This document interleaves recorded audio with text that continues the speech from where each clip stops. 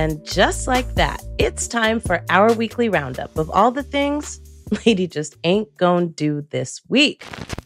Number 1, Biden visiting Georgia to stump on voting rights and fumbling the damn ball. Well, here we are officially on the brink of midterms, and the White House is up in arms about its legislative record. Black voters led a multiracial coalition in 2020 and again in 2021 that handed power to the Democratic Party in the form of a narrow majority in the U.S. Senate, a majority in the House of Representatives, and a Democratic president. So why is it that we're just now doing speeches about voting rights? This week, President Biden and Vice President Harris visited Georgia to stump for voting rights and for the Senate to pass the John Lewis voting rights bill and some other trash-ass bill that Senator Joe Manchin put forward, and we're going to come back to this next week.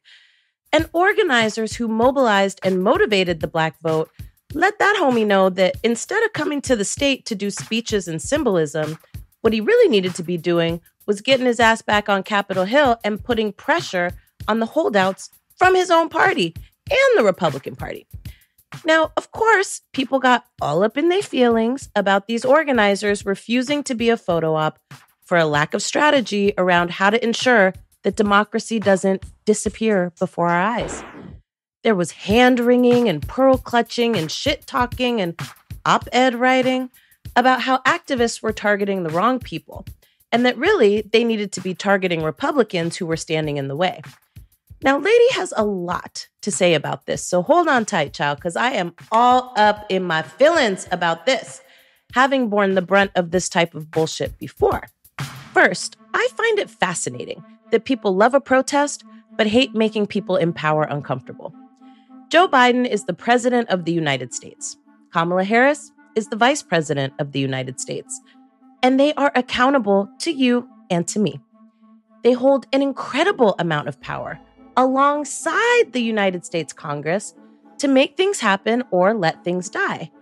Now, these organizers, after being lauded for helping Democrats win and eliminating the immediate threat of Donald Trump as president, they've met with the president a few times, the vice president a few times, administration officials a few times, and members of Congress all the damn time, and pleaded with them to set the tone for this administration by making voting rights their signature issue and taking the promise that they made on the campaign trail and making it real.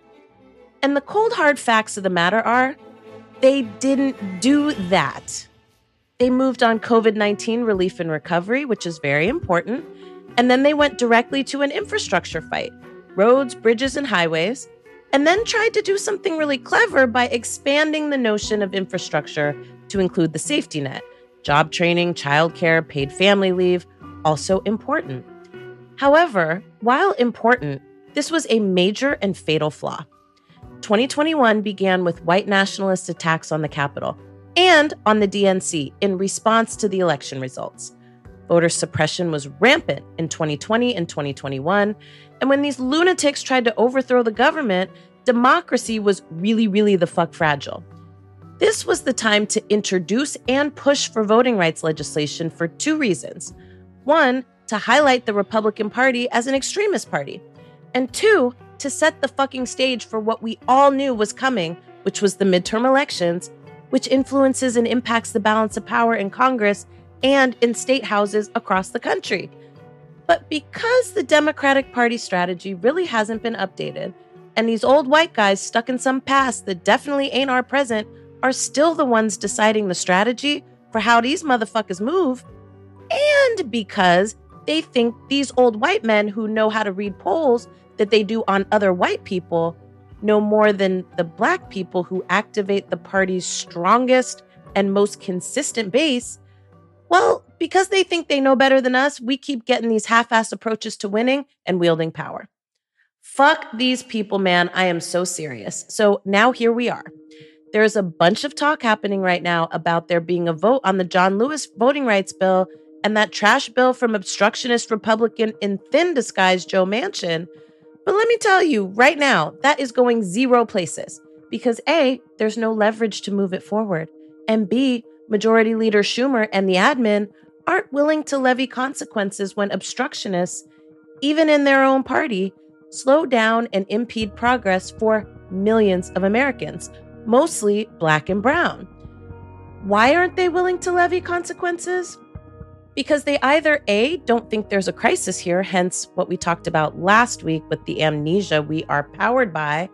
Motherfuckers still think they can do America without us, and they're in for a rude-ass awakening. And or B, it's really not their priority. There's going to be a lot of bullshit coming your way over the next week about how we need to focus on the Republicans. But remember when in The Wizard of Oz, there was this big voice of Oz talking about, pay no attention to the man behind the curtain.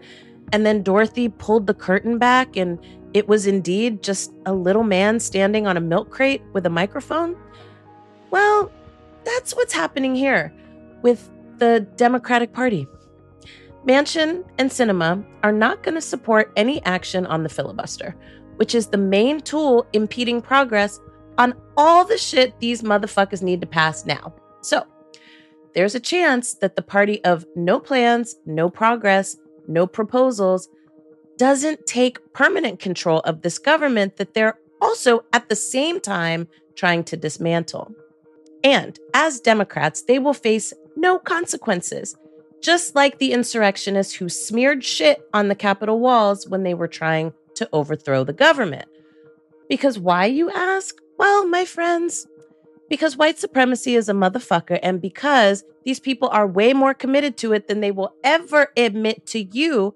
But as my mama and Maya Angelou said, pay attention to what people do, honey, not what they say. Republicans don't want Black people to vote, period. Because when Black people vote, they asses don't get elected. So they on lost cause, okay? They gone.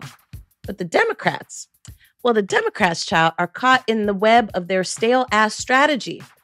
I mean, for them, they're like, we gave you people Juneteenth. We knelt with kente cloth. What else you want?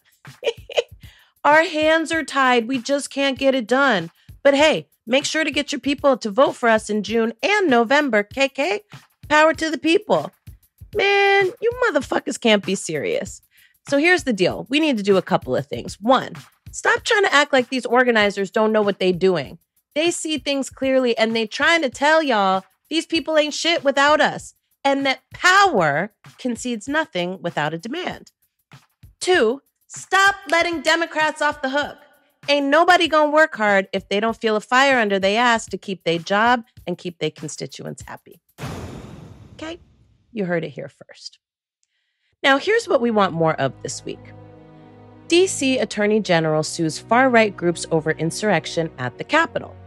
Now, we love to see it, honey, because Jesus, somebody got to do something about the white nationalist revival in this country. Now, this week in the news, Washington, D.C. Attorney General Karl Racine filed a federal lawsuit against the Proud Boys and the Oath Keepers over their role in the January 6th insurrection at the U.S. Capitol.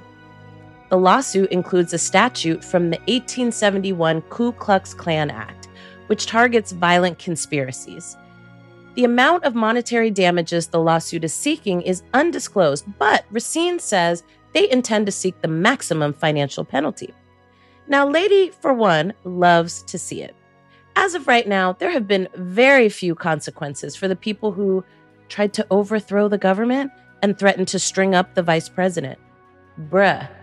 Let that be a Black person just thinking about some shit like that. But anyhow, for those of you who are like, dear lady, what is the Ku Klux Klan Act of 1871? Well, my dears, it is a law passed by Congress in 1871 during Reconstruction, and it was intended to stop racial terror and protect the civil and human rights of newly emancipated people who were previously enslaved.